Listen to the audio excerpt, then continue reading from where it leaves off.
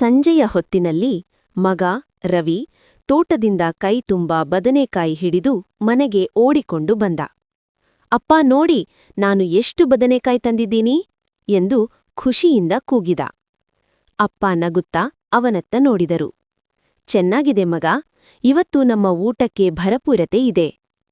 ಅಮ್ಮ ಅವನ್ನು ನೀರಿನಲ್ಲಿ ತೊಳೆಯುತ್ತಾ, ಇವು ನೋಡಲು ಎಷ್ಟು ತಾಜಾ ಇವೆ, ಹಳ್ಳಿ ಮಣ್ಣಿನ ಸುವಾಸನೆ ಇದೆ ಎಂದು ಹೇಳಿದರು. ಮನೆಯ ಮುಂದೆ ನದಿ ಶಾಂತವಾಗಿ ಹರಿಯುತ್ತಿತ್ತು. ಅಸ್ತಮಿಸುವ ಸೂರ್ಯ ನೀರಿನ ಮೇಲೆ ಬಂಗಾರದ ಬಣ್ಣ ಹಚ್ಚಿದಂತಿತ್ತು. ಸ್ವಲ್ಪ ನದಿಯ ಕಡೆ ನಡೆದು ಬರೋಣ ಎಂದು ಅಪ್ಪ ಕೇಳಿದರು. ಹೌದು ಅಪ್ಪ, ಇಲ್ಲಿ ತುಂಬ ಶಾಂತಿಯಿದೆ ಎಂದು ರವಿ ಹೇಳಿದರು. ಮನೆಗೆ ಹಿಂತಿರುಗಿ ಅಮ್ಮ ಅಡುಗೆ ಮಾಡುತ್ತಿದ್ದಂತೆ ವಾಸನೆ ಇಡೀ ಮನೆ ತುಂಬಿತು. ಮಣ್ಣಿನ ಮನೆಯ ಗೋಡೆಗಳಿಗೂ ಹಸಿವು ಬಂದಂತೆ ಅನ್ನಿಸಿತು.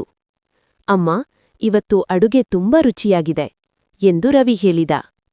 ಅಪ್ಪ ನಗುತ್ತಾ, ಹಸಿವಿದ್ದಾಗ ಅಡುಗೆ ಇನ್ನೂ ಚೆನ್ನಾಗಿರುತ್ತದೆ ಮಗ ಎಂದರು. ಸ್ವಲ್ಪ ಹೊತ್ತಿನ ಮೌನದ ನಂತರ ರವಿ ನಿಧಾನವಾಗಿ ಹೇಳಿದ, ಅಪ್ಪ, ನೀವು ತುಂಬಾ ಕಷ್ಟಪಡ್ತೀರಾ.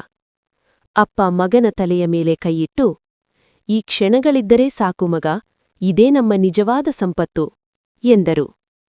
ಆ ಸಂಜೆ ಸರಳವಾಗಿತ್ತು, ಆದರೆ ಅದರಲ್ಲಿ ಬದುಕಿನ ಅರ್ಥ ತುಂಬಿತ್ತು.